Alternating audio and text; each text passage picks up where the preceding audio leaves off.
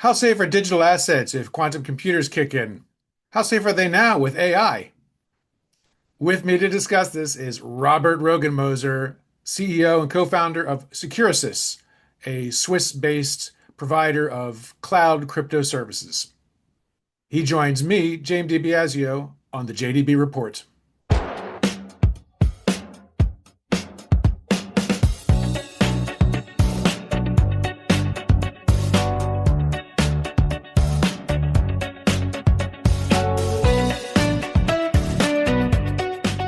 Robert Rogenmoser, founder and CEO of Securosys. You go by RoRo. Welcome to the JDB Report. Hi, James. Great to be on. Thanks for joining me. You founded and run a business in hardware, security, key management, and cloud crypto services. I think I got that right. That's a lot. And there's so much going on that I'm keen to get your insight into some of the big themes that are of interest to everybody in this space. So you'll get a chance to talk about Securosys, but let's just jump in. When it comes to key management, security, whether it's for Bitcoin or for other digital assets or anything, even stuff off-chain, one of the themes that I am hearing more about is how safe is this if we get quantum computing or post-quantum decryption? So you're in this space. Let us know. Is this something that we really need to worry about today? Is this a real risk to everybody in this ecosystem? Yeah, so quantum computers are a big research topic, let's put it that way. People expect in the next 5 to 10 years there will be a reasonable capable quantum computer around. So quantum computers have the potential of breaking the asymmetric cryptography that is out there, that we use every day, that we use when we open a browser, Right. or even in blockchain. This blockchain. means there's a public key on one side and a private on the other. Exactly. It's the public and the private key. The private key is the thing that you need to keep secret, and protect. And the public key is around. And with a quantum computer, you pretty much can calculate the private key from the public key. That's the problem, and that's basically the problem that affects all these legacy algorithms, RSA, elliptic curve, stuff that's used also in blockchain environments. Yeah. Right. So what are you doing, and what are you working with your clients on to make sure that they don't get, all their other secrets get unzipped? Yeah. So today, quantum computers are not really an existential threat, but the problem is that there is this attack vector that people talk about, which is harvest now, decrypt later. So you collect all the data, and 10 years from now, or whenever the quantum computer is around, you look at that data, and you figure out what happened, or what was talked about, or what was the communication that you harvested and looked at. So if you have stuff that needs to be secure over a longer period of time, you need to think about how can you move to post-quantum cryptography. That's the topic that everybody is looking at these days, and that's what the industry is doing, moving from the legacy RSA elliptic curve to the new algorithms that are post-quantum safe. And how do we know that these new algorithms are post-quantum safe? That's very good. That's actually a very good question. So that the industry has been aware of this problem for a long time, Right. So this is something people had talked about 10, 15 years ago, and around some 5 years ago, the NIST, the National Institute of Standards in the US, that checks out new algorithms and everything, made a competition and said we need quantum computer safe algorithms, and there were a lot of entries in this competition, and one algorithm after the other was broken, and there of these things. But about a couple years ago, NIST actually selected three algorithms, and they've been released, and they're post-quantum computer safe as we can know As as far we as we know. know today. Yeah. So yeah. Okay. But there is always the possibility that some super smart child, some super smart gal or guy figures it out and can break this algorithm. So, but we know quantum computers cannot break these algorithms. That we know. Okay. All right. So for the time being, there are some solutions to protect yourself down the road. Yeah, so there is these several algorithms. Some of them we know they're unbreakable because they're hash-based algorithms, because just the method that is used. Then there is the lattice-based algorithms that the smart kid might figure out at some point how to do it. And of course, for us and the rest of the industries, we're implementing these algorithms and make them available to our customers. That's pretty much what we're doing. So. Okay, so then the next big thing in terms of security and it concerns, but also this one's perhaps both a plus and a minus, is of course AI. We're deep fakes, very sophisticated ways of phishing, and also I suppose an AGI that could figure things out, but that's a little too sci-fi even for us, I think. Let's just keep it what we've got today. Um, what is the What's the balance when you're working with your clients in blockchain security between AI being a threat to their safety and security, or messing with the way they do things and their people, or is it on balance actually a great tool to help them have more secure systems or better coordinated responses? Yeah, so the honest answer here is everybody is still trying to figure it out. Okay. So on the one hand, we have these fakes, there's impersonations and so on. And the solution there is pretty much you have to sign everything with your personal identity to do it. The same way we think that AI generated stuff could be signed by the AI that says, oh, this is AI generated, blah, blah, blah, and so on. So a typical digital signature that you do with a private key. So that's this getting back to the same topic. What we also see or think is going to be a problem. You're going to have a lot of AI agents, and they're going to go do stuff, for you. I'm using this new Cowork with Claude, that builds agents and does stuff for me and accesses websites for me, and I have to give it authorization.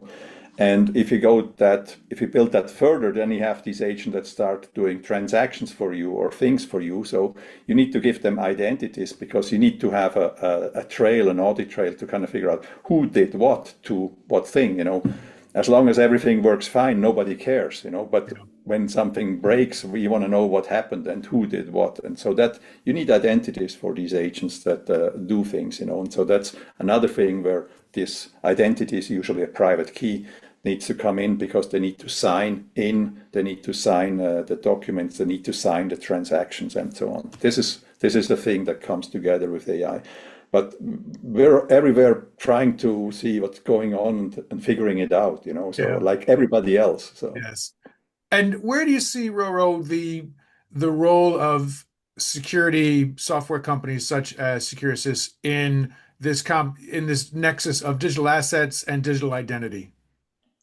yeah, so that's the traditional place, the digital identity, the public key infrastructure is where companies like Securosys, we build HSMs, hardware security modules. This has been a technology that's been around for quite some time, but digital identity is private keys. In blockchain is a similar thing.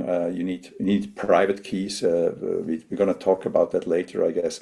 But that's the thing we do as Securosys.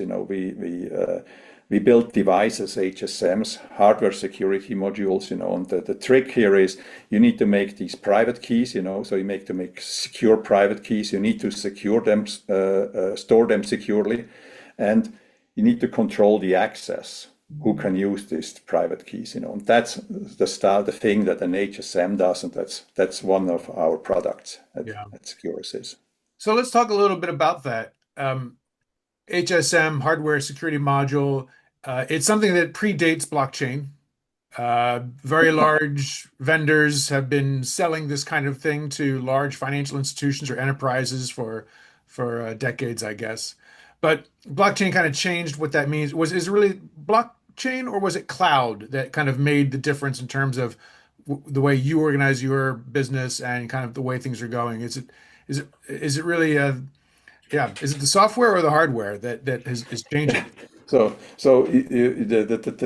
term is hardware security module, and you're right, it's a dinosaur technology, but when you look at what we did, the hardware aspect of it is maybe in our company 10 to 20 man years, so far, and the software aspect, it's really a lot of software in there. We're talking several hundred of man years in software that has been gone into the development of this, And an HSM is a pretty boring thing, it protects private keys, and you can just send something to the HSM, and then if you have the access credentials, it signs a transaction or something with the private key, and that's it, Right. And It's good for this kind of conversation, but maybe not so great at a cocktail party.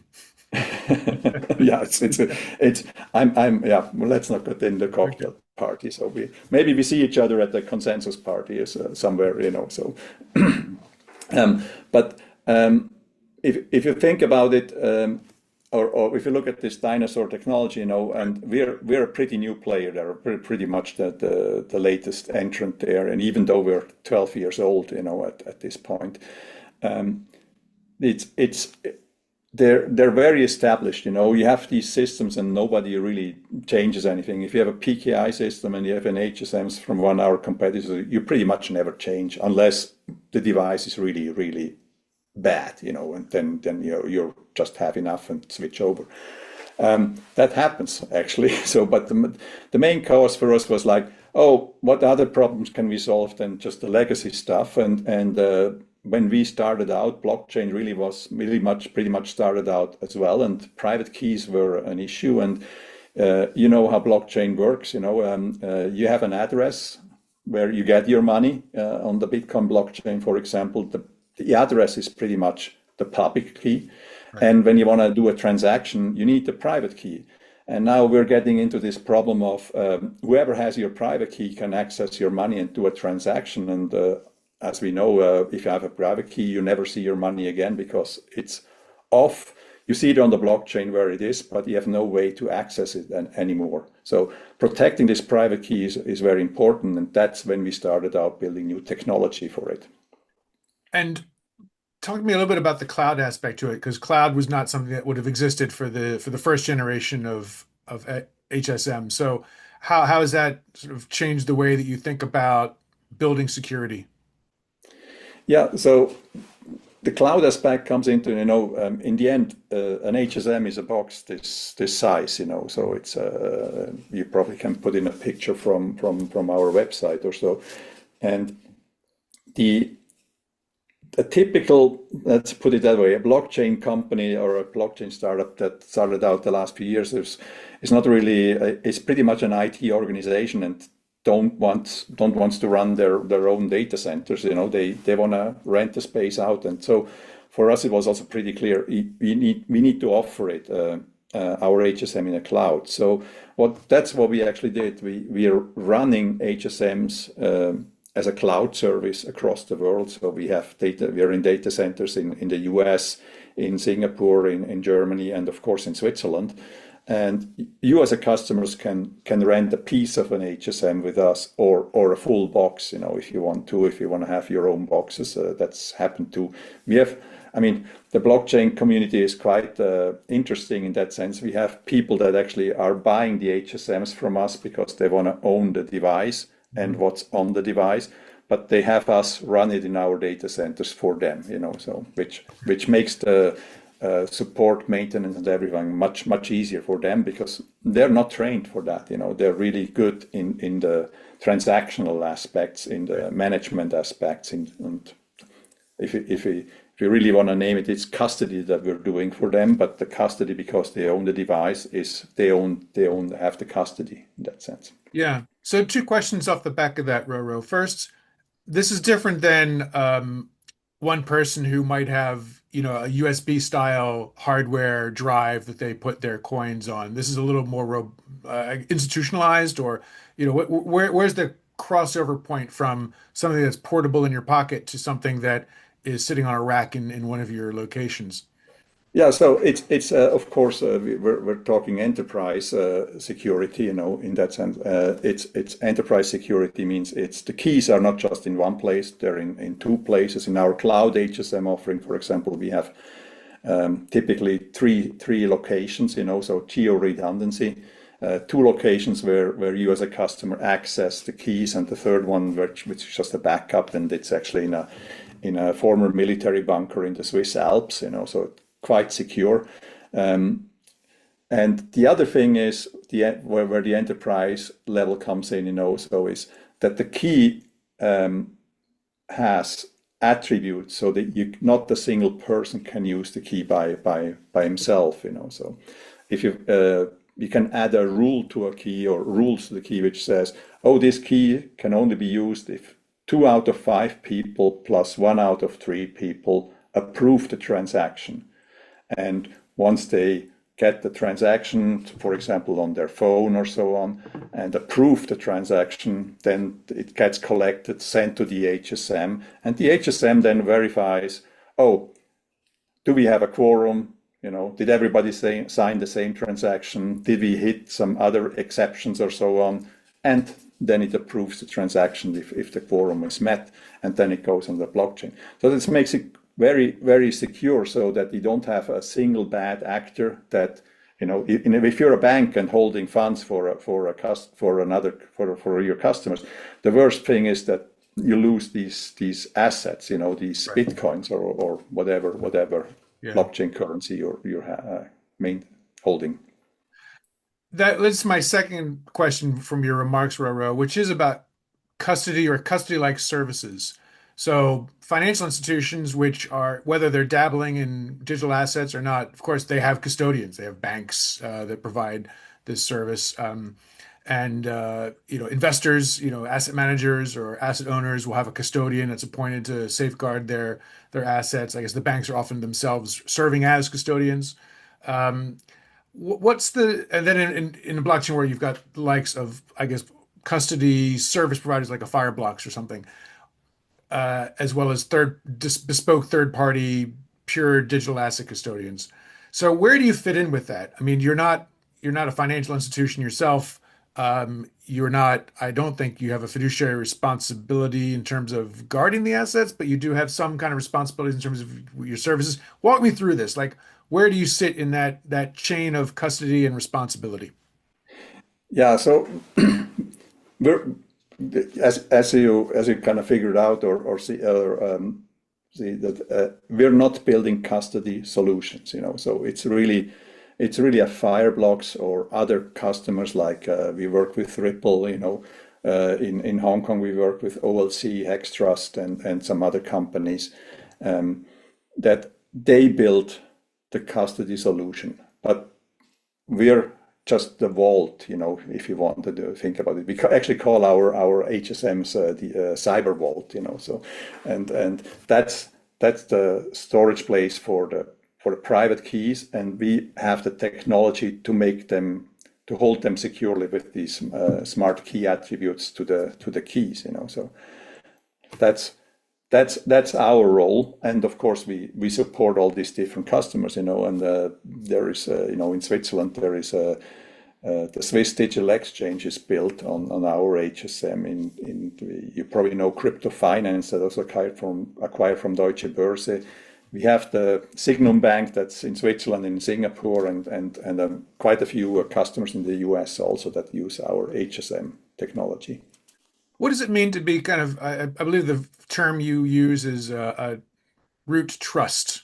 You're Swiss. You've mentioned Switzerland a few times. I love the vault in the mountains. W- w- is that just you just happen to be Swiss, and therefore, by coincidence, you're part of like the Swiss Digital Inc., and this is where you live, or is there something specific when you talk to your customers about being Swiss? Yeah, so I mean, I, I'm Swiss. Yeah, Right. I grew up in the Swiss mountains. I spent about 17 years in Silicon Valley. Worked for Intel and Broadcom and startups and so on. And after about 15 years, my wife said, "Hey, honey, the 2 years are over. We have to go back to Switzerland." And so that's when I started Securosys with my friend Andreas. And that's how it came about. We were kind of figuring out what to do and started with looking into protecting industrial communications, power line security and so on, and pretty much figured out there's a need but no money.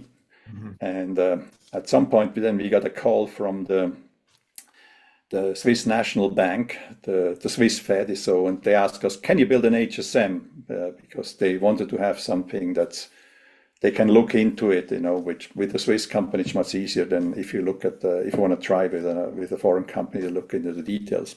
It's about security. You want to know the details, and you want to know everything is secure. And so we looked at that opportunity and said, of course, and then we did it. That's the other thing. So the application in the first was for the Swiss interbank clearing. This is the system that transacts 100 billion every day. And in the 10 years, I did the number the other day. So in the 10 years since we're in this system protecting all these transactions, it's half a quadrillion dollars or Swiss francs. It's about the same, that were protected by Securosys HSMs. And so it's pretty cool. Half a quadrillion. That you can take to the cocktail party. I think you can use that That line. That'll. that line usually works. Yeah. Yeah, yeah. Half a quadrillion's good. Um, and so today, what are the commercial drivers for Securosys now? And really, a question is really say, where is this industry headed? Is it still with native blockchain companies and crypto exchanges? Is that still the bread and butter? Or are you seeing more traditional financial institutions that are interested? Um, just give me a sense of, and also the activities. Is it being used for seeing more of it for payments and lending kind of use cases as opposed to trading or capital markets stuff? Where where do you see this going?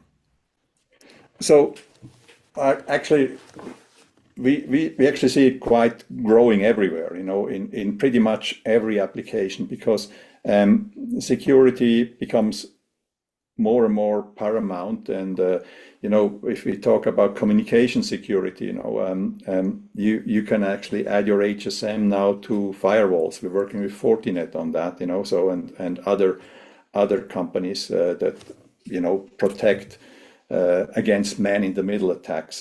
That's what we're really doing there. It's again having an identity, having a private key. It's always the same story. Blockchain is just being very, very active these days again. So it goes a little bit through these cycles. You've been in the space. It's going up and down.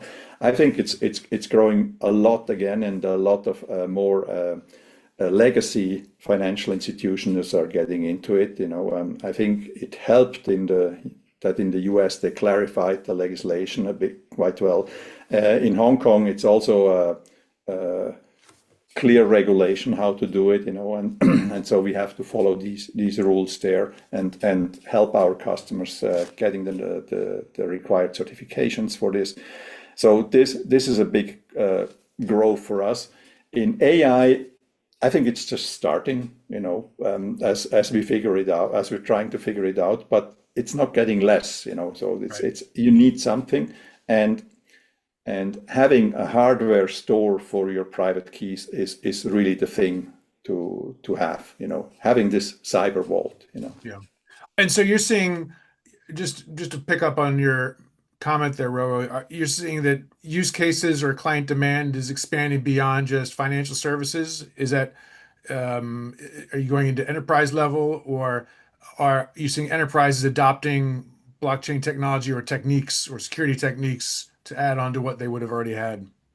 I mean, it's less blockchain techniques. It's just you need to a lot of time, people are if you look at an enterprise, IT all over the place, people are doing stuff, and it's not well coordinated. Everywhere people use encryption. You protect your data. You have database encryption.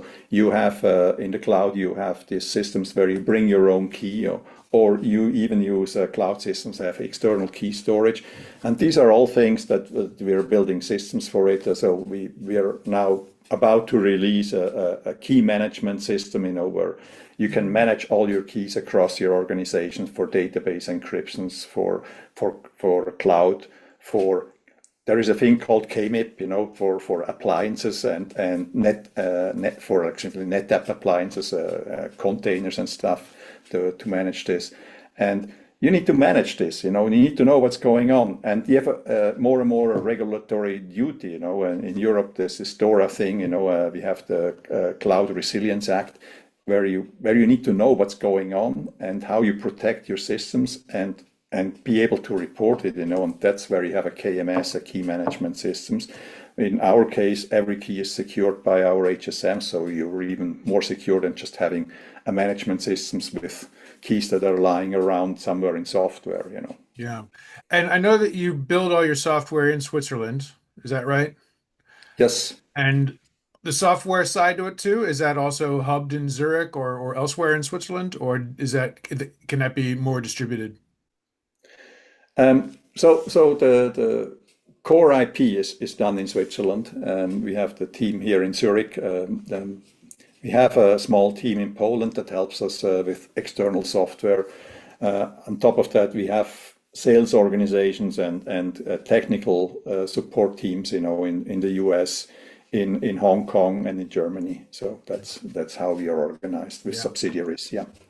And on the last question for you, RoRo. On the one hand, this is a very 24/7 global kind of marketplace. At the same time, we've got data sovereignty laws, geopolitical fragmentation.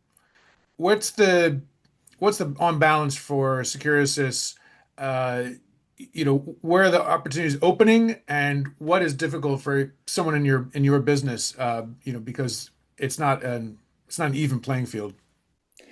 Yeah, so one of the good things for us, what people really appreciate, is that Securosys, we manufacture actually our devices in Switzerland, so we have more control over the supply chain.